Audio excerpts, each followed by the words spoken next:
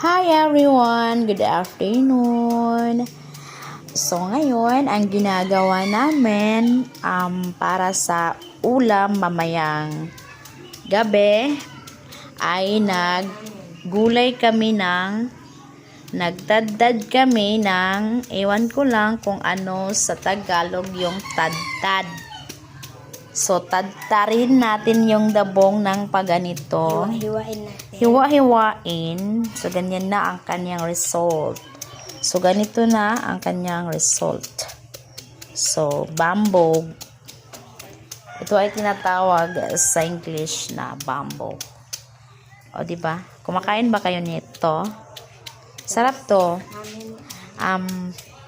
Lagyan ng sardinas at kompletong lamas. Sarap. 'Di ba? Ang nakaranas nito, ang nakatry na gulay ay magko-comment lang diyan sa baba at saka mag-react sa nakatry lang naman, 'di ba? So, thank you for watching and please subscribe my YouTube channel, Charis. Thank you.